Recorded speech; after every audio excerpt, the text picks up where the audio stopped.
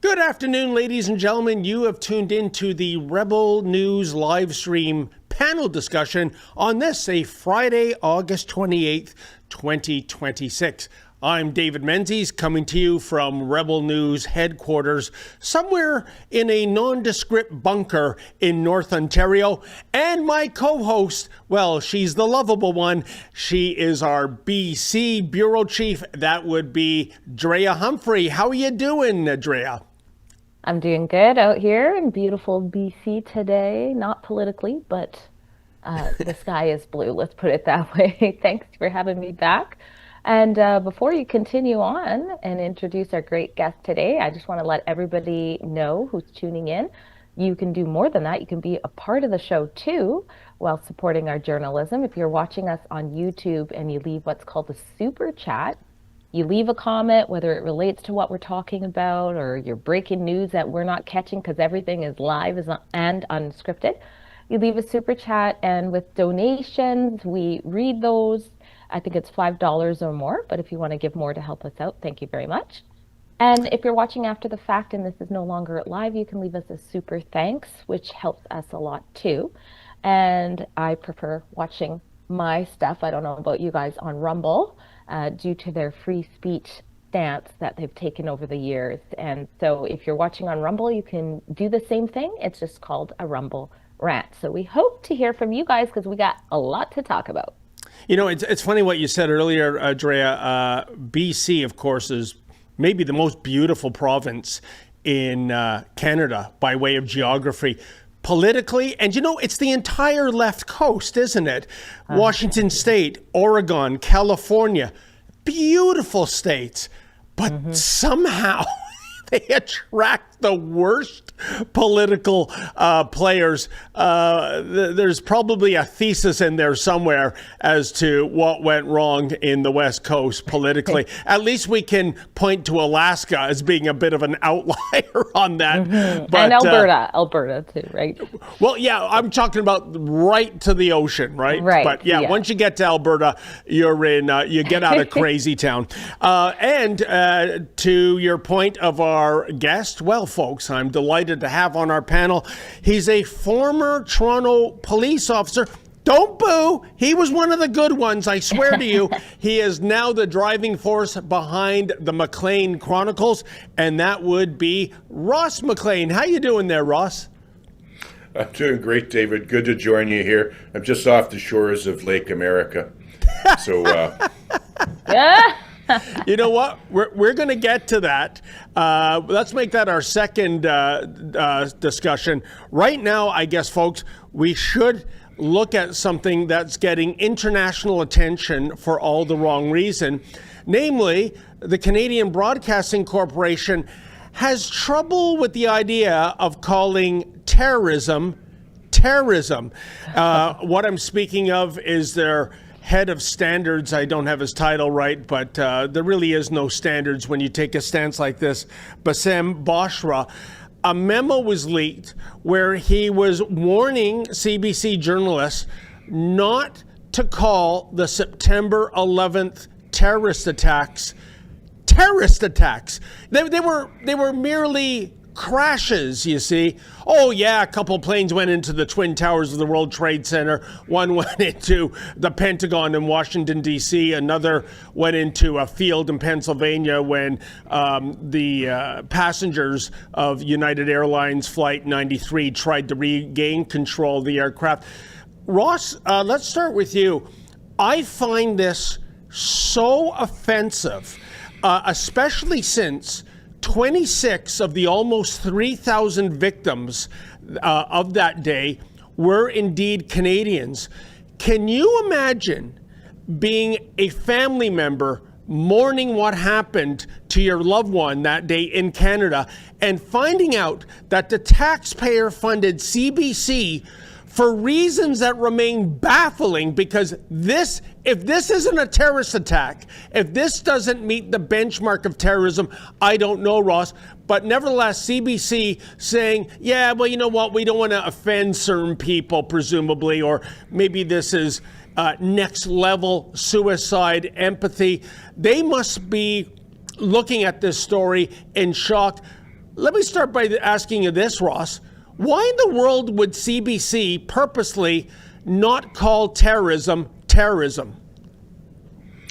Well, I tell you, there's a long story to this. I have a fair bit of involvement with it, but let's make it a little bit more concise. First of all, this being put out just before the anniversary of September 11th and being leaked to who it was leaked to, I think was particularly provocative and meant to insult and cause trouble in the States. That's how I would read it. Remember, aside from doing law enforcement, I did bodyguard work and close protection. So I anticipate where something is going. I don't wait till they get a shot at me before I go and take an action. And the way I read that was done particularly to inflame the situation, the trade situation. So who decided to leak that? But in general, Canada, in the media, the mainstream media, they have a problem, and I believe it comes from the government coming down about talking about terrorism on Canadian soil. If you remember when that guy ran into the House of Commons and started shooting, right? I forget the guy's name for doing it, but we all remember that, went in firing the old rifle through there. They wouldn't call that terrorism. When the member of the military was run over outside of the camp, just in Quebec as well, they wouldn't call that terrorism. When the Danforth shooting went on, and I was deeply involved in that, I was at the scene just shortly after it happened. I did a lot of media on one particular station about it, and I knew it was going to be my last time on their station because they were going to ask me if I thought it was mental health or if it was going to be terrorism. And I told them it was terrorism. It wasn't mental health. And I could cut, go to commercial, get Ross off the air. Don't have him saying things like that. Wow. We like to cover up terrorism in Canada from the public's point of view. And it must be because I guess they just want to keep it all tamped down and not have the problems come up. I personally believe there's an obligation in terrorism to inform people that there is so they can make informed decisions about how to protect themselves and their lives, David. Drea, to Ross's points, and I think he's making two. One is that it's political. It's a jab at the Trump administration for the ongoing trade war that's going on. And second, if I'm reading Ross correctly, maybe there's some identity politics coming into play here, which is to say, if the attackers on 9/11 or the Danforth shooter or the House of Commons shooter, if they look like me wearing a red MAGA cap, the T word is leading that story. What say you?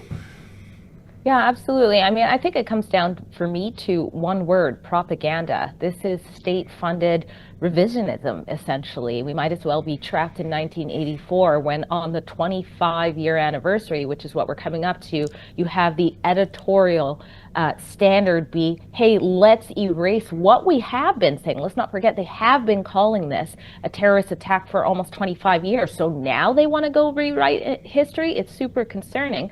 What's next? Is it going to be Air India Flight 182, where they're no longer going to be calling that a terrorist attack? So I think it says a lot to the actual state of the CBC, the state broadcasters, and what's happening as they want to shape public opinion. I like that you said, why was this leaked? That's a great question to have during this time when we already have the U.S. looking at us. It's embarrassing in many ways what's happening with us backing out of the deal. And now this is a complete embarrassment to Canadians because Americans, some of them are looking at this and going, oh my gosh, this is their biggest news. This is their messenger who they rely on. Maybe this is a barometer of the people. So I think, it just comes down to propaganda, and we should no longer be surprised when we see this type of behavior coming out of the standards of the CBC. Yeah, it's incredible. And Ross, going back again to your point, if this was the CBC taking a politicized stance or politicizing the 25th anniversary of 9/11, which is just 2 weeks away, and it was all driven by the trade war, well, you know what? Careful what you wish for. Look at this X post by FBI Director Kash Patel. Quote, any agency in Canada that doesn't publicly reject this bastardization of history and an insult to the souls lost during our largest terrorist attack in U.S. history will no longer have a friend in this FBI, not to mention our heroes that responded in the aftermath, end quote. So, Ross, if this was a political stance regarding the trade wars, well, you know what? Congratulations, CBC. You just threw kerosene on a raging fire. Mm-hmm. Yeah, no, that is absolutely it. Look, I've been watching the FBI very closely for a long time, right? Very closely. And of all the terrorism events that we've stopped in Canada, I must say like 99% of them were tips that came from the FBI. They called up, said, hey, go arrest these guys in this hotel. They're about to go out and hack people to death out in Markham, right? They came out, they told us about all of these ones. So when you have someone, and I worried at the start, how was the relations going to go between Canada and the RCMP and our national security? And I always thought that if we're not watching it, the RCMP are not, the FBI are not fools. They have people that operate here in Canada. They know what's going on in Canada. They're not fools. Is this going to compromise our ability to get national security information, or are we being cut out of the loop? And one other point that builds on what Drea had said about propaganda. So what happens is there's George Orwell, 1984. He has a famous quote that says, those who control the past control the present. So if what they're doing is making up the past and people don't really know the past, it changes the way you operate in the present. So I think she was very good to catch that. And, you know, Drea, to Ross's point of this being Orwellian, and I think it's a great point, you know, those familiar with 1984 know how the language used by the dictatorship is the precise opposite. So the Ministry of Truth is really a ministry of propaganda. The Ministry of Love, you don't want to end up there. That's where they torture you to death. You know, it's the opposite of love. And Drea, when I subbed for Ezra to do a monologue on this, I went, you know what? Do I have it wrong? Is what happened on September 11th, 2001, was it just a series of plane crashes? Well, I went to the Cambridge Dictionary. Here's how this august publication defines terrorism. Quote, someone who uses violent action or threats of violent action for political purposes, end quote. Well, isn't that exactly what happened that day? The mastermind was Osama bin Laden. He headed up Al-Qaeda before, thankfully, some Navy SEALs dispatched him to his paradise of 72 voluptuous black-eyed virgins. But this was a man who hated the West, even though he was wealthy and grew up in a world of privilege. And this was targeted for political reasons. So when the CBC calls these plane crashes, this is a gross insult. Well, and this is supposed to be like to soften the language or what have you. This shouldn't be soft language with what we're talking about. That's extremely disgusting that we want to somehow water it down. And we see that pattern all the time. I mean, David, you alluded to it or mentioned it before. Like if someone looks like you and they do something horrific, it's, you know, look at this person, you get the full picture of it. If someone doesn't look like you, a lot of times their face is hidden. You know, mental health is often thrown out very quickly without any psychological assessment done yet through the courts. So we see this happening all the time. It's more and more concerning. And I feel like this is a good time to let people know we have a beautiful 1984 book. I wish I had it beside me, but we added beautiful illustrations for it. It's published by Rebel News. I'm sure if you just search Rebel News 1984 or you go on Amazon, you can find it. If you haven't read that book or you want to reread it because we're living it now, you should do that and grab ours. It's a really nice book. You know, and Ross, I wonder, and by the way, those illustrations are just absolutely fantastic. That's the version you want to buy, folks, the Rebel News version. Ross, you know, I wonder, you know, in terms of downplaying 9/11, the irony is so profound. Most of the hijackers came from Saudi Arabia. You know what, my friend? Saudi Arabia, the government of Saudi Arabia, officially describes 9/11 as a terrorist attack. So the birthplace of most of these terrorists admits it's terrorism, and our taxpayer-funded broadcaster can't say that. And this is the problem I have, Ross. If Bassem Boushra, the guy at the CBC that penned this insulting memo, if he was some loser keyboard warrior typing rants from his mother's basement, that's one thing. It's not even worth our attention. But he is part of a journalism operation, so-called, that is receiving more than $1.4 billion of our money. If you want to spew this garbage, do it on your own dime. Time to defund the CBC once and for all, I say. Well, yeah, I mean, look at this. The CBC president, is she still there? Does she still live in New York next to Mark Carney's family, right? They're all against the U.S. But look, they've had a lot of problems with the CBC. I'll give this little hint to you for looking for propaganda with the CBC. They label some of their stories that are just pure commentary and attack pieces. They label them analysis. They don't call it commentary. They call them analysis. And they go on to attack people and put in opinions. And I know because they attacked somebody that I know. And it was the same sort of thing. A guy from the same persuasion as what this one was going on was attacking someone who was giving money to charity. And they didn't sort of put out that guy graduated from the university in the Middle East that's the most anti-Semitic university in the Middle East, right? And he's the one who's doing the analysis on it. So people really have to do a critical look and do critical thinking when they're getting information that you can get down to the truth. And just one more thing, they're not backing down. No. I mean, this has come out. You've got the U.S., the FBI saying you won't be a friend of us, and CBC hasn't even apologized. They haven't said, this is wrong, this is poor oversight, we'll do better. They're actually digging their heels in on this 2 weeks before the 25th anniversary. Drea, you must be reading my mind. That was my fear doing that monologue yesterday, because I thought, what if this is dead on arrival, that by the time it airs at 8 p.m. Eastern, the CBC has already retracted this and apologized? No. And I think this speaks to their entitlement. They're getting their billions of taxpayer dollars no matter what they do. So, I have to say something. Even if we were to get rid of Mr. Boushra, God knows who they'd replace him with. Maybe someone just as worse. But I think 9/11, it's kind of like, I look at it like I look at Remembrance Day, right? It is sacred. Every November 11th, you'll see some idiot manager of a retail shop kicking a veteran off the property for selling poppies, and within hours there'll be a huge mea culpa and a donation to the Legion, et cetera, et cetera.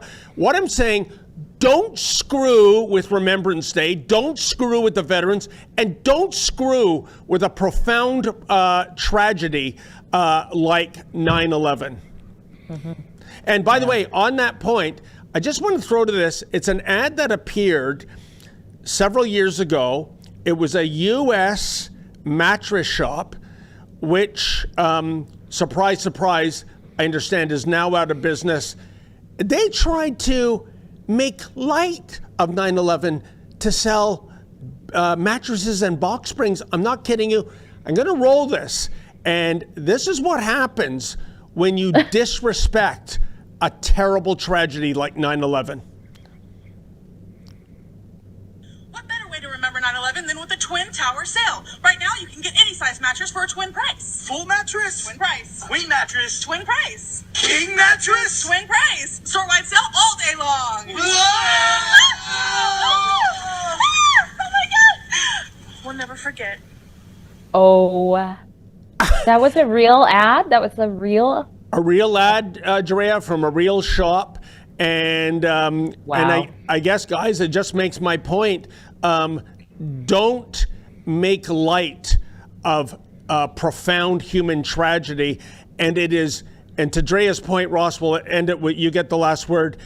Isn't it astonishing that CBC still has yet to make an apology, issuing a retraction, but rather they're saying, oh, we're just following journalistic standards that other media organizations around the world follow. So I guess, if they're reporting on October 7th, 2023, that wasn't the single biggest massacre of Jews in Israel post-Holocaust. That was, I don't know, a mostly peaceful protest.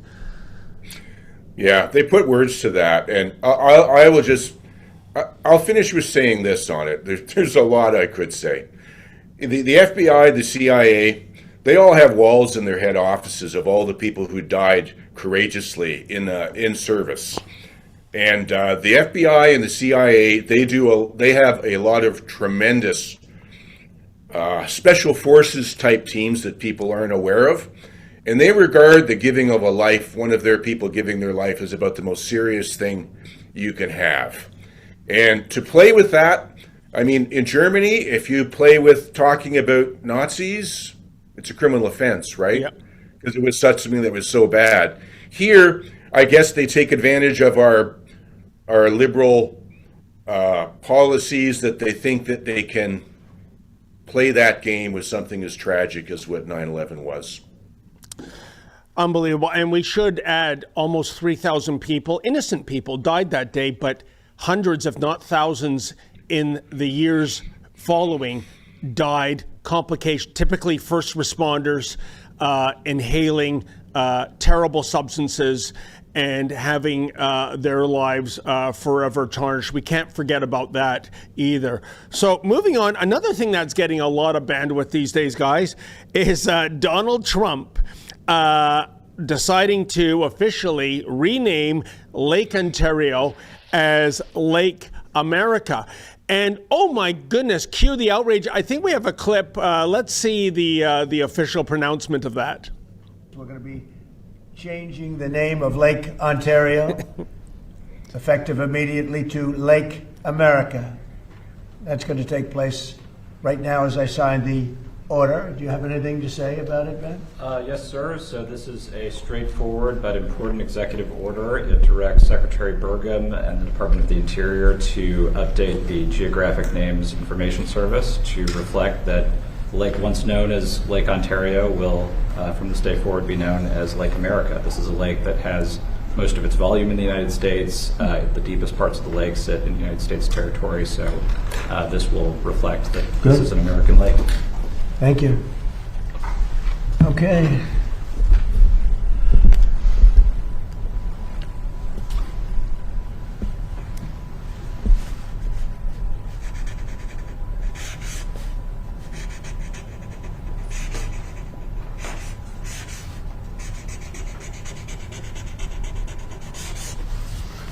Okay.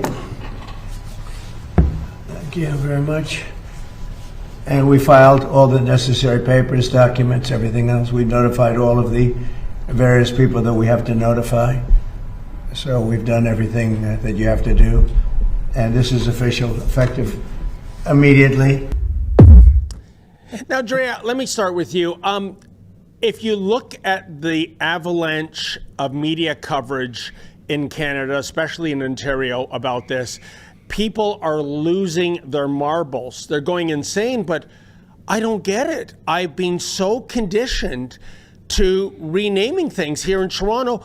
Young Dundas Square is Sankofa Square. My old university, Ryerson, it now sounds like a subway stop. And comparing apples with apples here, when President Obama was in charge, he renamed Fort Hood. He changed the name of Mount McKinley in Alaska to Denali, which I thought was a trim level on a GMC Yukon, but little did I know. What I'm saying is that when the left erases history and embraces rebranding, we're supposed to applaud. And when Donald Trump does it, boy, it doesn't take long for Trump derangement syndrome to kick in. Your thoughts, Drea? Well, my thoughts are consistent. I agree with you. I'm not a fan of changing a name frivolously for reasons like this. So I don't particularly like that he changed the name, and I don't like when the left does it either. I'm out here in British Columbia where I can't even pronounce certain street signs, let alone street signs. There's a stop sign out in Tawasin where you can't read the word stop. It's in Indigenous writing when Indigenous people didn't even have writing until the Europeans came. So I am not a fan of changing names, but we have some breaking news. This is what the Lake America looks like right now. Can we show that video? Breaking ever since it has been signed. You can see that on the screen. there it is right now. Oh my goodness. So that's quite shocking. But when I first heard of this, Drea, they're being renamed as from Canada Geese to Donald Ducks. Donald Duck. Yeah, that's right. It's going to be Donald Ducks out here soon. So we got to get used to that. Now, like I said, when I first heard this happen, you know, Trump is Trump. He's always doing stuff. You never know what he's going to do next. And it didn't sit right with me that he was changing the name. But credit to Matt Walsh. Actually, he did a really good post that helped sort of make what I was feeling be written in words. And I actually double checked what he said to see if it was accurate. I didn't know the history of Lake Ontario, but he says this will be an unpopular opinion on the right. But I think this is kind of dumb, even as a troll. Lake Ontario was given that name on maps by European explorers long before the Canadian province of Ontario was named.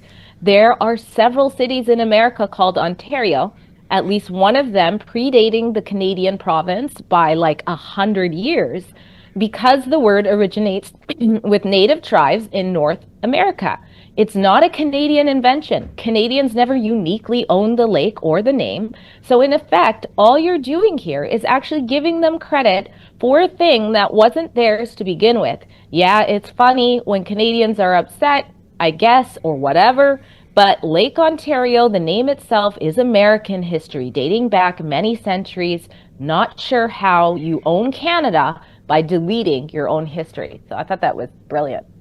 Well, you know, Ross, I still subscribe to the point of view that I thought we're supposed to want change, that we're supposed to embrace rebranding.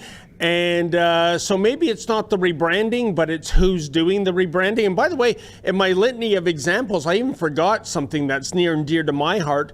Going back to 1982, when Pierre Elliott Trudeau was the Prime Minister, on the last day of Parliament, I think it was in a July, with less than a quorum, only 13 members were sitting. Our national holiday, Dominion Day, was rebranded to Canada Day. And nobody raised a ruckus, well, aside from me, but who cares what I have to say. So, Ross, again, is this all about really who's doing the rebranding as opposed to what the rebranding is? Well, Jordan Peterson pointed this out a long time ago with his lectures, that words don't mean anything, right? They wanted to change the meaning of words. He testified about it. And he said, one day you'll try and put me in jail for this. And he was right. They tried to take his license and everything else, right, for doing it. But the left are the one who rebranded women as men, men as women. They rebranded mothers as birthing people, right? They had no trouble totally changing the names of things, once again, to erase history to control your present. So I really don't have any trouble with this renaming, because if you're Canada, I think it's time to wake up a little bit. If you're going to play with the bull, you're going to get the horns. And Trump is really just starting. He's really just starting. And all of this thinking that they can just, what is that? I'm hearing this, I think it was a CBC again. They're saying, oh, well, Donald Trump is taunting the Canadians by doing this. And I'm like, well, who started the taunting? What did we hear our politicians say? What did we hear Doug Ford say to Trump? What did we hear, what do they call him? PM Canoe or something, I think was a joke for it. But Wab Canoe, what did he say about the president, Donald Trump? Who started all the taunting, right? Who started all the taunting? You want to get in that game? I live in a game where you better be able to back up where you say, right? Oh. So you better back it up. If you want to say it, and you want to fight with the U.S., prepare for what comes. Ross, great point when it comes to Premier Ford. What I found absolutely fascinating was they were bringing up the renaming of the lake and other things, and Premier Ford said, well, you know, I'm not going to take the bait, which was the right answer if it was period, full stop. But then he starts calling Trump a loser. He took the bait, hook, line, and sinker, like it was a giant slab of cherry cheesecake.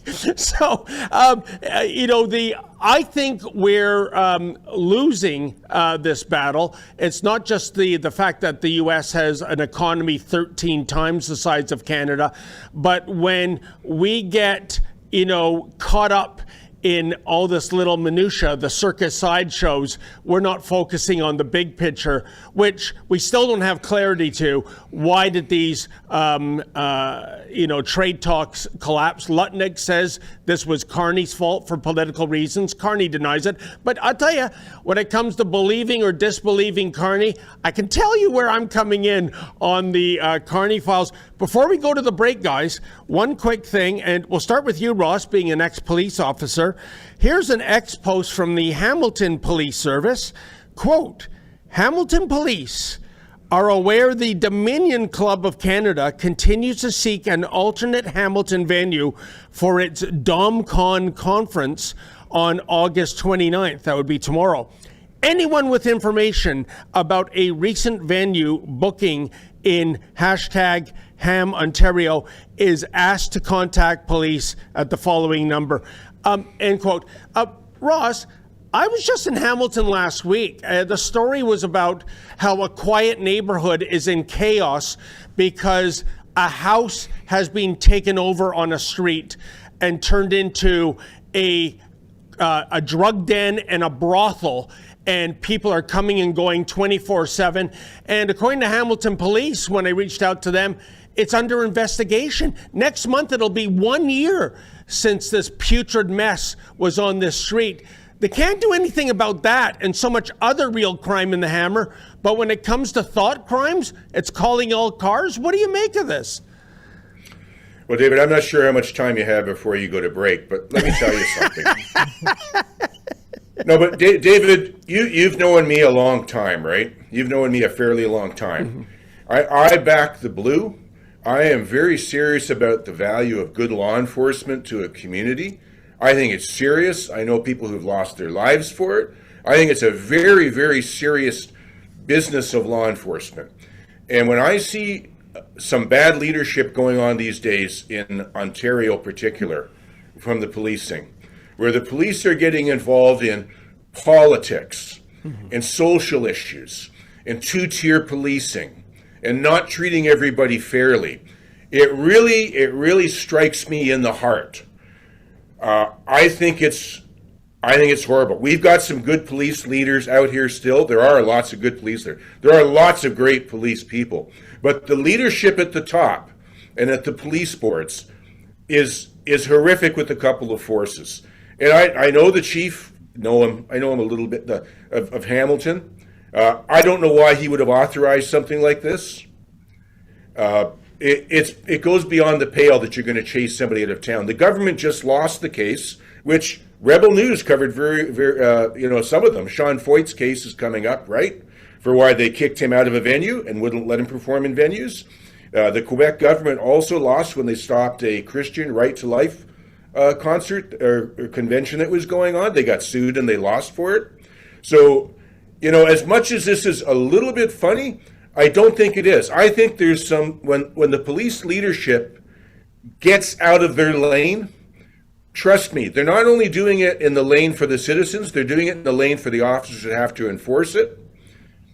And I don't want to go too far with it. I mean, I'll be doing more on this. We've had a lot of police suicides the last month. A lot of them. And there's been times when that's been tied to poor leadership and poor oversight. And there's real problems with that in the province right now. So, as I said, I get a little hot on this one, David, but I think the police leadership has to get back in its lane and back with some solid leadership.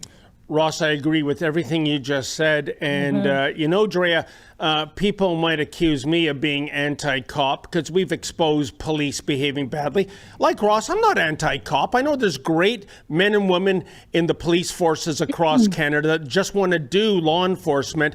But I'll tell you one thing, I'm anti-bad cop. I'm anti-woke police brass, absolutely. And when it comes to something like this, you know, Drea, in the Greater Toronto area, and I'm sure out in your neck of the woods, we are experiencing a record crime wave. You name it. Car theft, murder, assaults, sexual assaults.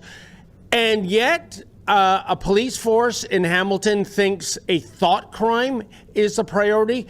And what I want to ask you, and Ross alluded to this, who is calling the shots here? Who is making this decision? Is it indeed the chief of the Hamilton Police Service, or does it go beyond him? Is it maybe the mayor of Hamilton, an entrenched NDPer? What say you? I don't know who's making the decisions. I just know it's political at the end of the day. That's literally what's happening here. And just to piggyback on what Ross just so importantly pointed out, I have an 11-year-old niece for the last 2 years who's been saying she wants to be a police officer. Sometimes they take her to the gun range. She loves it. She wants to do that for the right reasons, to help people. That's what so many of these officers are getting in, and how hard it must be to see when something like this happens. Or I'm reminded of being at the ostrich farm. We now know from FOIs that over 300 officers became a part of that mission. We have extortion shootings out here. We have drug labs, to the point that BC was named in our initial trade sort of issues from the United States. And they're going to an ostrich farm for flightless birds against the farmers. Well, while that little boy went missing and died, right? Not far away from nearby there was a missing boy. Yeah. And so this is just horrific. And it also kind of reminds me of what we were just talking about with CBC when they come out with this editorial not to call 9/11 a terrorist attack. What's it like being a journalist in that type of environment? I'm so happy here, David, where we get to be free and we don't get told how to spin a story or anything like that. We cover what we're passionate covering. Imagine having this oversight where it's trying to control you and try to do things that are just simply not right at all. So that's kind of what stood out to me, but I don't know who's making the decisions. I'm also reminded about how similar this is. I mean, regardless of what you think of the Dominion Club, nothing illegal is happening here. Yep. So this is super concerning. Also, this is affecting businesses. If they want to have the Dominion Club there do a conference, that's money in their pocket. And now they're going to be terrified to do it. And it reminds me of what could happen to Rebel News and what has happened. Similarly, we have a lawsuit that's not finished against the Crown because of what happened when we had a conference with Rumble and we had Donald Trump Jr. come out in Ontario to do a law-abiding conference. And we later find out that, you know, the mayor, it seems, allegedly, I'll say for now, was involved in trying to lobby to have the place cancel on us. And then we got slapped with, you know, a huge, I think it was close to $50,000 in security fees when they couldn't get us shut out. And so this is happening. That's not the first time I've seen that happen. I've seen that happen in BC to another conservative conference, We Unify, which I'm speaking at in Alberta. So this is a very serious thing that the public should stand against. You know, write a letter to the police out there and let them know this is not acceptable, regardless of what you think of Dominion Club. 100%. And Ross, we'll just end it with your comments before we go to a break. Drea makes a great point. That Rebel News free speech conference, how's that for perverse irony? Is the certain political elites, and I speak of former MP for York Centre, Yara Sachs, who described this, I think, as a hate conference or something like that. This is the same nut bar that said honking your horn twice, you know, beep, beep is code for Heil Hitler. But whether it's that, whether what happened last week when the police shut down our billboard truck because they didn't like our pro-female sports messaging, you know, it went against their transgender training, you see. What I'm getting at, Ross, is that when it comes to phone lines for, say, Crime Stoppers, which does good work. We don't want to know your name, your identity. We just want a tip to solve a serious crime. I have no trouble about that. But I have a profound problem with the police reimagining themselves as thought police and asking the public, is there anything you find offensive, insulting? Please call us and we'll have some constables take care of business. Last word goes to you, Ross. Yeah, David, you'll remember, once again, I'm going to go back to Jordan Peterson, because he's a perfect example of a voice that they wanted snuffed out, put away, and stuck in the grave back when he was at U of T. And when he was coming out to do some speaking in Toronto back, and you remember, David, I believe you were there, and Rebel News was there to cover it. He was every venue they went to put him in. They were threatened. They had bomb threats put in. They told they were going to be blacklisted that event, everything else. Everywhere they went, they couldn't put this concert on. Then they finally reached out to the person that I'm affiliated with, and that person said, put it on at my place. If no one's going to let him speak, put it on. And the problems for the bad guys at that time, David, was I was the guy doing the security for that event. And I looked after Jordan Peterson. I worked with his security people before, and we had bomb threats, we had death threats, we had mobs that showed up at the thing. Now, at that point, the police were working with me to help prevent this and allow the thing to go on, as they should. But now we see a little flip in the script here. So it's a very serious thing. When you look at a talent and a voice of the century like Jordan Peterson, to silence him for lies, once again, this cuts very deep to my heart. For everybody else who's coming after me, I've lived a pretty long time and done pretty well. There's a lot of people that got their lives in front of them, like Drea's niece, was it, she said, or something? And to have them grow up in a situation where you can't speak, you can't say, you can't live with the truth, that's a serious thing for this guy anyways. You know, that's amazing, Ross, because I always thought with the Liberals, isn't there saying love trumps hate, and your venue gets bomb threats, threats of physical violence, and of course, the biggest mouthpiece for the left, the CBC, can't call terrorism terrorism. I feel like I'm in Mad Magazine, which went out of business in 2019, by the way, because you can't parody the modern world anymore. The front page of newspapers is Mad Magazine. We'll leave it at that. We'll see you on the other end, folks. Don't go away. I've got a big announcement. Rebel News Live is back this fall, and we're coming to 3 cities: Calgary, Vancouver, and Toronto. Rebel News Live will be in Calgary on Saturday, October 31st at the Carriage House Hotel and Conference Center. Then we're heading to Vancouver on Saturday, November 14th, and then on to Toronto on Saturday, November 21st at Canada Christian College in Whitby. 3 cities, 3 incredible days, and I want to see you there. Now, if you've never been to one of our live events before, let me tell you what it's like, because I genuinely believe there's nothing else like it in Canada. We've been doing these gatherings for years, and every single time without fail, the thing people tell me afterwards, the thing they remember most isn't any particular speech, as good as the speeches are. It's the feeling in the room. It's walking in and realizing you are surrounded by hundreds of Canadians who think the way you think, who care about the things you care about, who've been watching the same stories you've been watching and asking the same questions you've been asking. People who have felt, frankly, a little bit alone in their communities and who suddenly realize they are not alone at all. That is what Rebel News Live is. It's a convention. It's a family reunion of sorts. It's a day where you get to be yourself completely without apology. And once you've experienced it, you keep coming back. Our attendees know what I mean. We have regulars. Now, who's going to be there this fall? I'll be there. Sheila Gunn-Reid will be there. Tamara Leach will be there. And the Rebel News team will be joining us. Over the coming weeks, we'll be announcing some additional very special guest speakers. And trust me, you're going to want to hear who's coming. Stay tuned. Here's what the day looks like. Doors open at 8 in the morning with a light breakfast. Then a full slate of speeches and panel discussions. The kind of conversations you would never see on the CBC. Catered lunch. More speakers in the afternoon, and for VIP ticket holders, an exclusive dinner with me, Sheila, Tamara, and our guests at the end of the night. And in between all that, we've got a full merchandise store on site, Rebel News toques and hoodies and mugs and books. And yes, I will be there to sign them, and we'll have other sponsors and exhibitor booths from some of the best freedom-oriented businesses and organizations in the country, people you want to know about, causes worth supporting, and groups doing the real work on the issues that matter. It's worth showing up early to spend some time at those booths before the speeches begin. It's the best gathering of freedom-minded Canadians anywhere in the country. I've been saying that for years, and I keep saying it because it keeps being true.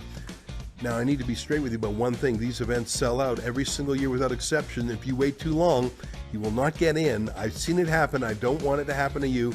So here's what I need you to do right now. Go to rebelnewslive.com and get your tickets at the early bird price, because that price will not be around forever. Calgary on October 31st, Vancouver on November 14th, Toronto on November 21st. Pick your city, pick your date, and get your seats locked in before they're gone. There's nothing quite like spending a full day in a room full of Canadians who actually get it, people who've been watching, who've been following along, who are in this fight with us. I'll see you there. Go to rebelnewslive.com. Get your tickets at the early bird price before they sell out. TACOM 2026 is back. Bigger, better, and more exciting than ever. Experience Canada's largest indoor gun show, featuring the latest firearms, ammunition, tactical gear, accessories, and leading exhibitors from across the industry. Meet Amanda Lynn from the hit TV series That Hunting Girl. Take advantage of cash and carry firearms and ammunition deals available at the show. Join us September 12th and 13th, open to the public. Tickets are available online or at the door. In Canada, firearms owners like me understand the importance of safe, effective self-defense options. That's why we're proud to have Byrna as a sponsor. Byrna's less lethal launchers are designed to help protect you and your family without taking a life. Byrna offers peace of mind, accessibility, and a practical layer of personal security for Canadians who value safety. Learn more at byrna.ca/rebel. That's BYRNA.ca/rebel.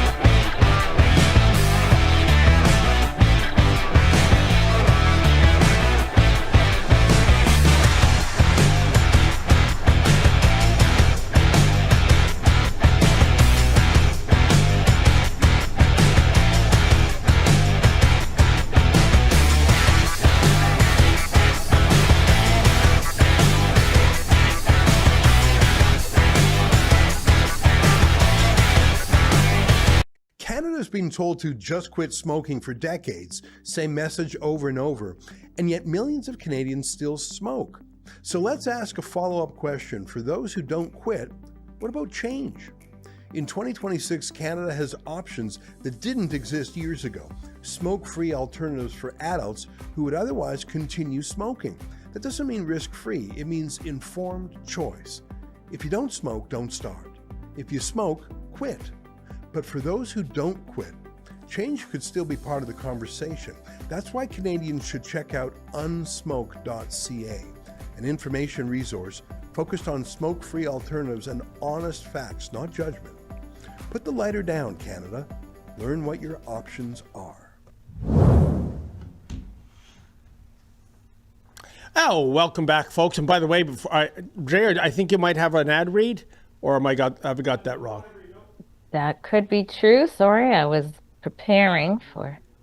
Oh, no ad read. Okay. Oh, okay. I'm sorry. Oh, and in the Department of Mea Culpas, I forgot to bid our guest farewell for the first half of the live stream.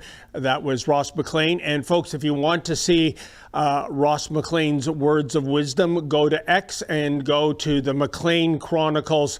Ross has this really interesting vibe about him. He's got sort of a spidey sense where he looks at an issue and he finds an angle that everybody else misses. It's quite uncanny. So nothing but great insight, and it's a boredom-free zone, I guarantee you.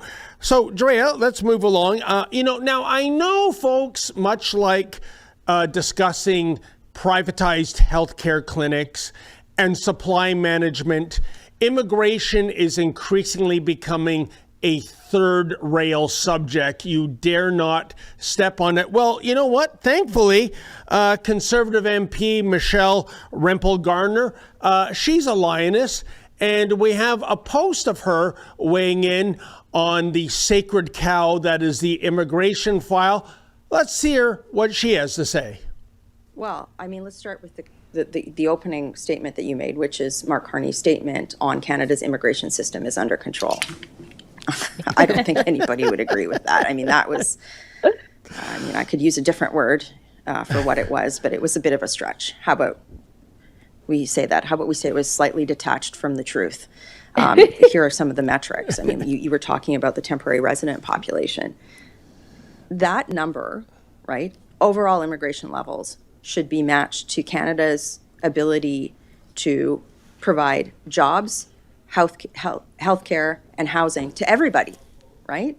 And what ended up happening with the temporary resident population over the last several years under the Liberal government, under the man who's now the Justice Minister, by the way, and is now responsible for this policy that I talked about today. The Liberals granted permits to, over 1 million foreign students, hundreds upon hundreds of thousands of temporary foreign workers, and we have jobs crises and high unemployment rates in a lot of parts of the country, right? And that's not fair to anybody. It's not fair to somebody who came to Canada to build a better life. It's not fair to somebody here kids that are out of jobs today. So, what is the right number? The right number is set the immigration levels in accordance with Canada's ability to house, employ, and provide health care to people coming into the country. And then the other thing that needs to be considered right now is it's not just about future levels. The levels are still very high. To your point, it was the CBC who reported last year that in 2026, there would be nearly 2 million people on expired or expiring temporary visas. And really, the government has no plan to remove those persons. So how are those persons factoring into the fact that they're still issuing hundreds of thousands of temporary permits? It's irresponsible. And the last thing I'll say is on setting levels. We had testimony from the immigration minister that said that she didn't even consult the provinces on healthcare capacity before that. They didn't consult the provinces on capacity to integrate non-speakers of either of Canada's official languages into primary education systems. How is that fair to anybody? How does that help social cohesion? How does that manage our pluralism? So, in all of those aspects, and in the message that I brought forward today, the need to change or close the loophole which allows non-citizens convicted of serious crime in Canada to avoid deportation through lenient sentencing, that's not an immigration system that's under control. And, shame on the Prime Minister for saying that. It ruins his credibility. Drea, I love when Miss Rempel-Garner does that raised Spockian eyebrow. It's so wonderful. But it was brilliant. Yeah. I'm going to state my piece, and I want you to react to it because I agree with everything she says. And you know it, I know it, even the Carney Liberals know it. Immigration is out of control. So if this is a known, why is it ongoing? And here is my theory, and I think it's more than a theory, to be quite frank. We know that the biggest voting bloc going back to the last election for the Carney Liberals, it was the baby boomers. And by the way, I'm not trying to disparage every baby boomer. I mean, for goodness sakes, I'm a baby boomer. But nevertheless, Drea, this is their most reliable voting bloc. But the oldest baby boomers are now entering their 80s. Mm-hmm. So literally this bloc is slowly dying off. The Liberals might be evil, but they're not stupid. They realize that. So what to do? Eureka. Import the world. # welcome to Canada. We don't care where you're from. We don't care what your values are. Come on into Canada, pursue the Canadian dream, take advantage of all our welfare programs and our free health care. And the unspoken quid pro quo is every 4 years or so when there's a federal election, Drea, wink, wink, nudge, nudge, put your X next to Team Red, vote Liberal. give back to the daddy who brought you here. That's what I think is really going on in terms of our out of control immigration system, Drea. Well, if you remember, shortly after Trudeau got into power, and one of the first things that happened is we saw the Syrians come in. And one of the first things that he actually changed was that permanent residency would be achieved faster. Yep. AKA you be able to vote. He sped up the process for how soon people who are coming to this country could actually vote. So that says a lot right there. And remember, these people, they're going to want their family here. They're going to want their friends here. So you're right. It's looking in advance what's going to happen if we actually change things over on who's actually living in the country. I love the way Michelle said what she said, and everything she said was right. But this is what we see all the time with the Liberals. They say something with a straight face. Mark Carney saying that it's under control. And sadly, there's a percentage of people and a large percentage of media that's going to parrot that claim without challenging it. And we have the serious issue in our country of being trapped in echo chambers. So while it's absolutely true, immigration isn't under control, sometimes people busy with their lives think if the Prime Minister says that, it must be true. It must have to be true. You can't just lie. And so that's the big issue. I want to know the stats. So we don't know the stats of this year very good. She named some of them. But even if you look at the comparison of what's been happening over the last couple of decades and things like this, I have the Fraser Institute article that we put up. So on average, annual immigration was 617,000 from 2000 to 2015. That's every year, compared to 1.4 million from 2016 to 2024. So we've had leaps and bounds that we cannot at this point recover from if we don't slow things down. Not to mention, she's talking about the expired visas. Well, it's not just that we don't have a plan to remove those people. We're seeing reports that we don't even know where those people are. Like they're just they're in the country, maybe, like we don't even know where they are to try to have a plan to get rid of them. So the whole thing is a mess. And she went on further, Dre, and I found this fascinating, and I agree with her, about non-citizens receiving lighter sentences due to immigration status.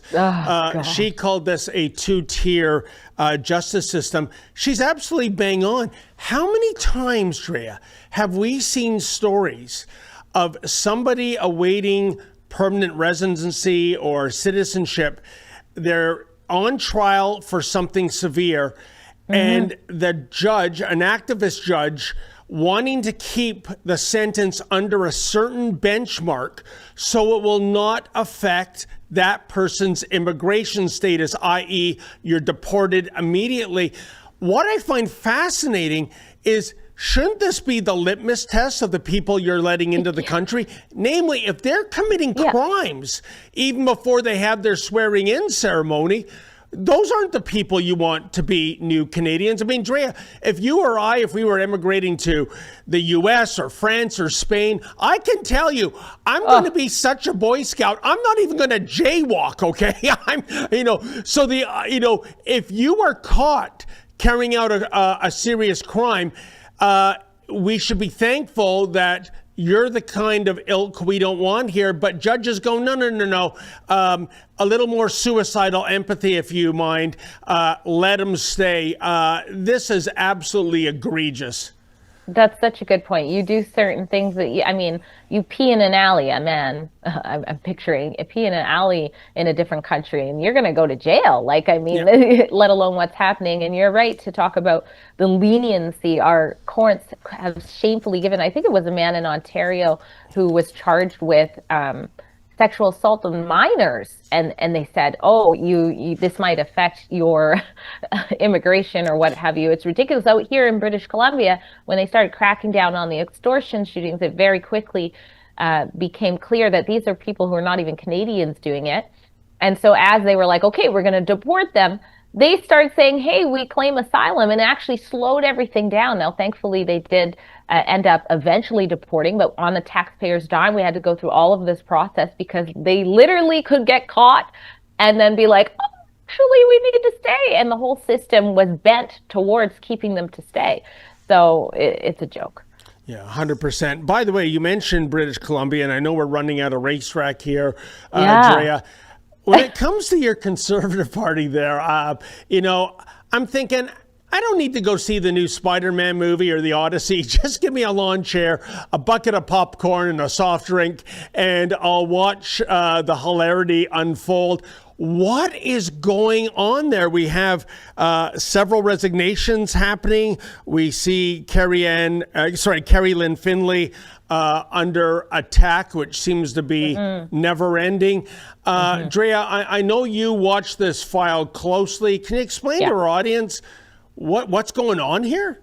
Well, the good news is I'm doing a report on everything because it's been so much and we don't have enough time to get through it all. But in the last 2 weeks, the BC Conservatives have lost 6 of their MLAs, I would say, and counting, if anybody's following it closely. Now, the way I've worded it in my coverage so far is another former BC Liberal, has left the BC Conservatives, because at large, that's who's leaving. So just a history, a flashback to 2022. Remember that the BC Conservatives were pretty much non-existent politically out here. And then there was a radical rise that happened, and they almost formed government. It was literally a 1-seat majority that the NDP got. Now, before they almost formed government, it became clear that the former opposition, which was BC Liberal, later renamed BC United, it became clear that, they were getting cannibalized. And they got cannibalized by the BC Conservatives. And I think it was about 11 that the BC Conservatives actually took from the BC Liberals. And this is essentially who we're seeing leave the party. Now, I had made a prediction because the leadership race we just had for the BC Conservatives came down to 2 ladies, came down to Caroline Elliott, and it came down to Carrie Lynn Finley. Very close, another, razor thin race. And I predicted that no matter who won, you would later see some MLAs leave, because Carrie Lynn Finley's win was seen as sort of a win for the grassroots against the establishment, and Caroline Elliott's win, by many was deemed as the opposite. So I thought there would be friction anyway. So I'm not overly surprised to see BC Liberals walking out. Now, with this said, it started with Peter Millibar, who also ran in the leadership race. And there's talks of him and the others, the former BC Liberals, forming a party. So I'm pretty sure that's what's going to happen as more and more start to go. But let's not forget that when it came to the leadership race, Peter Millibar is at this point is supposedly going to be the interim leader of this party that's forming. They certainly have the seats to make that party official. But he did very poorly in the BC leadership race. He wasn't at the top tier with these 2 ladies. So it's interesting to think about that. He was sort of the star prize candidate in the beginning of the race, but no, at the end of the day, Carrie Lynn Finley. So again, I don't think it's that strange. There's some people celebrating that, hey, they're saying, let's get the fake liberals or the fake conservatives out of the party. There's others who are saying, no, this is too far right, whatever's happening. But I don't actually see that Ms. Finley is technically really doing anything different than the platform she ran on, which was faith, family, and freedom. So I'm not surprised to see these guys leaving. In my report, you'll hear more about their statements. Now, what is surprising to many is some of the leaked audios that are circulating. And so we'll play one of those for you as a teaser, I guess, to the rest of my report, which will probably be up on Monday, and I'm sure more news will break over the weekend. Now, it's important that we say that we have not vetted this video. With AI, you never know what is going on here, okay? So the allegations, I don't know if we can see the caption, just so I can kind of read what the allegation is. I know you guys had it all ready for us, but this is the former Chief Operations Officer, Apollo Chung, for the BC Conservatives. And this is the allegation that this is his voice. It's pretty concerning what he's saying, especially when you think of members' money and things like that in the party. And you should know that right after this came out, Ms. Finley did do a statement saying they have let go of the COO, and not giving any context about whether or not it's related to this video. But if you haven't heard it, let's take a listen. I don't don't walk away from money. We have the leader in our hands. I'm not walking away. Minimum, I want $500,000 from that. I can't do it I can't do it now because of Chris, right? I can't do it with Chris Delaney there, right? We need to basically force all of them to make a fundraiser for us. And so we can steal everything. Like, whenever we win something, we just go in there, we just plenish it, take a shit. What do we give a shit? It's ours to take, you know what I mean? Because we're the winners, right? That's the objective, right? To monetize this whole thing. It's about basically like going into their place and just stealing nonstop. Like, I used to do this all the time with the leader, you know, and that's why I keep looking at it and go, like, how do I monetize it? How do I monetize it, right? And I don't want people to interfere with it. The only difference is from the Conservatives and the NDP is the Conservatives, I don't know what the fuck is wrong with the underlings. They're weird. Fucking white people are like crazy. You know what I mean? Like, he just said white people are crazy too. So yeah, pretty concerning. So Drea, the director. I don't mean to cut you off. I just want to make sure I understand what he's saying. He doesn't walk away for money, but if I had to, it's at least $500,000 I want. Am I hearing this right? Again, we have not confirmed if this is really Apollo Chung's voice. I'm going to say that again. But that is what the voice is saying on there. You also giggled when it says when the voice says white people are crazy. So very, very shocking stuff. And so, like I said, this was the directors of operations for the BC Conservatives until shortly after this video came out, this anonymous stuff that is being pushed in what appears to be a campaign against Finlay. It appears to be like a revenge thing, and I'm just guessing, but again, that party got cannibalized, and it's almost like the revenge is happening, and there's going to be a new party, and almost feels like they're trying to do the same thing. I'm not pointing fingers on who's releasing this information, but even when she's addressing her MLAs, there's some audio leaking out from within those private meetings. So she really has a lot on her hand, and so does the communications team there. But back to this. By the way, do you want to speak about that? If you know what I'm saying. So, but this Chung, what's important and what the mainstream media isn't really talking about when it comes to this coming out, this audio, is that Chung also worked with the Republican Party of Alberta. They talk about that and they say he was a separatist. But what they don't talk about is that not too long ago, he was also a BC NDP cabinet minister. So if this really is Mr. Chung talking about getting away with scamming, through fundraisers and political parties, this person has been involved across the board, which also raises eyebrows. How are you going from the NDP to Alberta to BC Conservatives? What's actually going on here? So lots of questions. Drea, there's a Toronto area MPP in Doug Ford's government, and I kid you not, he has been elected to Queen's Park as a member of the NDP, the Liberals, and now a progressive Conservative. He's one of these dudes that puts his finger out, finds out which way the wind is blowing. He stands for nothing except gainful employment. I'm always, just amazed by these type of individuals.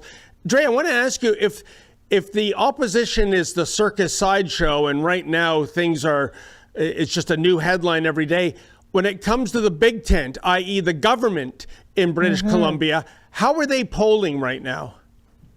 Well, EB was polling pretty bad recently, and more recently he has picked up a few points. But as you know, sometimes these polls, you shouldn't really hold your breath about them, especially when you look closely on who's actually being polled. But in the more recent polls that I've seen, it does look like the Conservatives took a little bit of a hit, and the NDP is, overall taking a hit as well, but going up, if that makes any sense. But I mean, with all the land stuff here, people need to remember there's Twitter land, and then there's real life.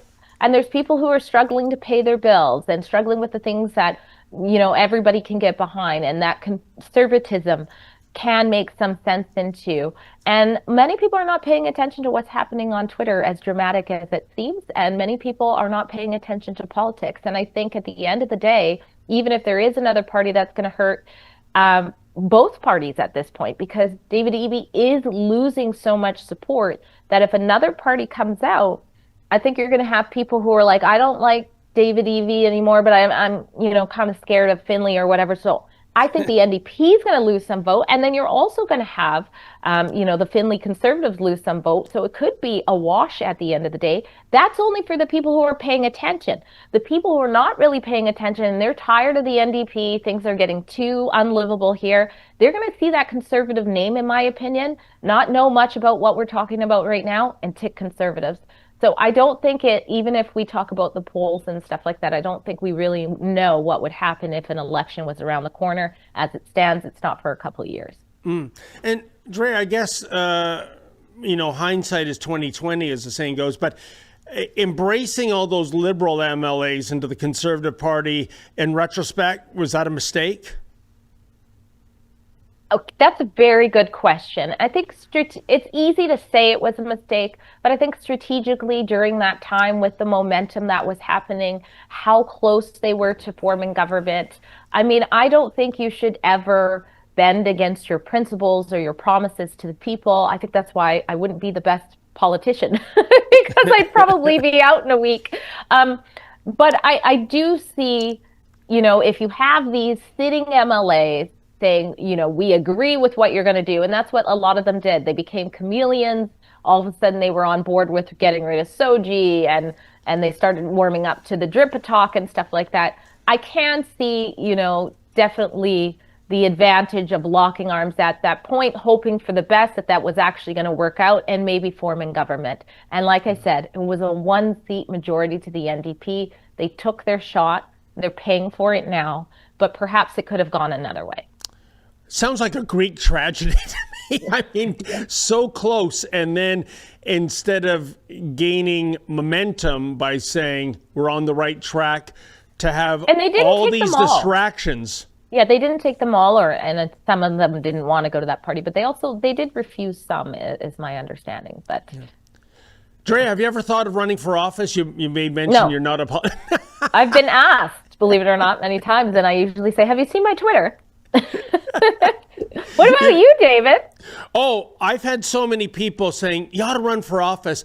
And in a way, especially if I had money to play with, I think I would do so, not with any hope of getting elected, but as a social experiment, to get out there and just say what I mean and mean what I say. And it goes one of two ways, Drea, for sure. I win by a landslide because this is so refreshing, or I am trounced. I am buried at the polls. So maybe one day, if those lottery numbers go the right way, I can fulfill that fantasy.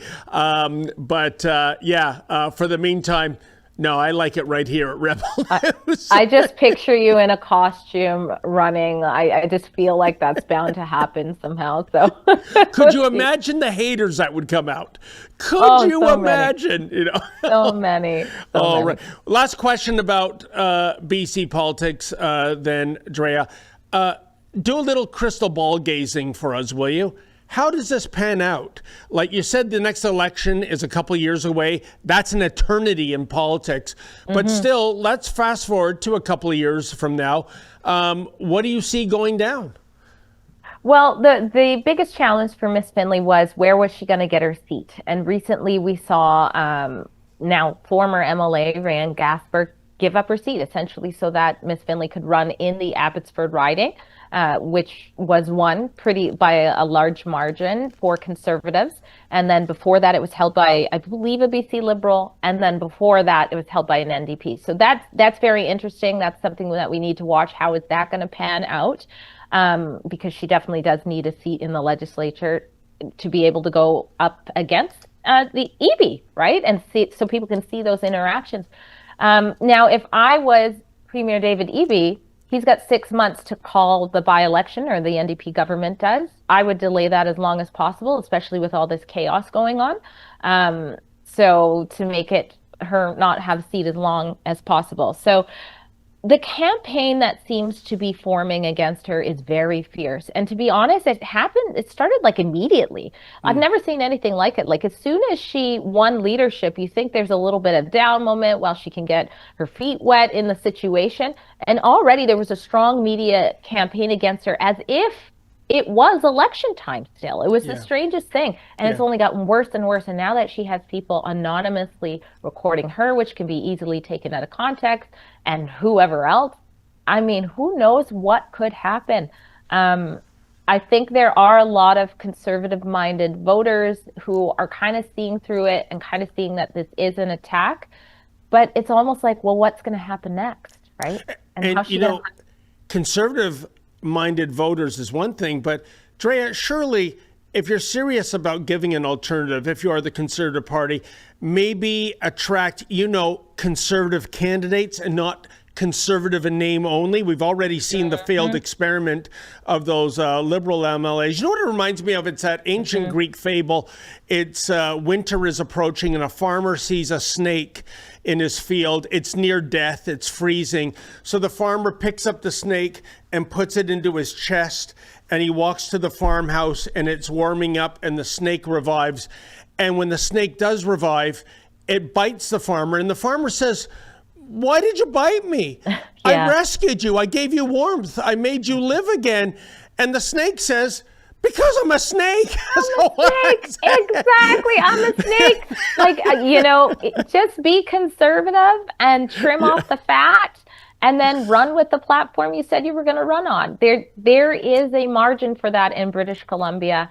And people don't like when you wishy-wash on things too. Exactly. So let's just put it this way: it's going to be an interesting couple of years. Will David Eby, call a snap election? I don't think he will at this moment, but if things keep looking worse and worse, you never know. 100%. Well, we'll keep an eye on that, and who better to do that than you, Drea? We're almost out of racetrack. Drea, do we have any super chats? We do. We have a couple. They're short and sweet. So here we have Tyler Claves, EG1YZ. So it's a welcome. So Tyler must have signed up for our Rebel News Plus membership, which is great. I think, David, you have a show. Sheila has a show. For some reason, I don't have a show. I don't know why, but no, I'm just joking. We've never talked about that. But really good content behind the scenes. And also when our documentary is released, you usually get a sneak peek. So, and that, of course, helps our journalism. So rebelnewsplus.com if you guys want to find out more about that. And thank you, Tyler. And then we also got from Doug Ross, who donates $5. Thank you very much. And he just gives us the compliment, says, "I sure enjoy your show." So thank you so much for that, Doug. Thank you so much. Well, we're going to end on a high note, aren't we? Yes. Okay, then. Well, Drea, thank you so much. And also thank you to our guest earlier, Ross McLean. Hey, folks, I want to thank you all. Oh, apparently there's one more chat, David, that just came in just now, called Interrupt. And it's from a familiar face, JP Alberta, donates $5. Thank you very much. Says, "What is with all people in our country that have absolutely no moral compass or competency graduating toward politics at all levels?" That is a very good question. That is what is wrong with our society at bar. Our moral compass is completely off. Yes, I'm a Christian, but I believe the Christian Judeo values that help form our country, that people never used to be offended of, which includes the free will to believe in what you want and not be persecuted in any way for it. I believe that we need to get back to a country that respects those types of morals, that even had, the supremacy in law, even, that there's a higher standard that you will be held accountable to. So you should live accordingly to that standard, even in the dark. Drea, where I stand on this, and religion aside, I always thought of Canada as being what I call a high trust nation, right? Mm-hmm. And I've seen over the last 10 years or so, I wonder why, we are devolving more into low trust. When you look at shoplifting, when you look at people littering, I know people might say, well, big deal. You know what? It is a big deal, right? But I see us going down a path that is not good, just in terms of a once high trust society operated on honor and respect, going into a low trust society. I'll let our viewers wonder why that is the case. Yeah, low moral. One more chat came in. Okay. The longer we talk, the longer the lights stay on with the contributions. So Vince of New Scotland donates $5. Thank you very much. Are you in Scotland, I wonder? Says, saying hello, and I love watching both of you. Thank you so much. That's so sweet. Fantastic. Everybody's just so sweet today. Well, that is so nice, and thank you for the donation. So, well, folks, I guess that's the end of the show, and thank you for tuning in. For all those that made those chats, thank you so much. As Drea said, that's how we keep the lights on. We're not the CBC. We don't do a direct withdrawal of your bank account involuntarily every 2 weeks like the Mother Corp does. So thank you for your support. I will be back on Monday, I think, with Sheila Gunn Reid, unless she's traveling. In the meantime, folks, enjoy one of the last weekends of summer. I know it always goes so fast, too short a season. And as always, stay safe and stay sane.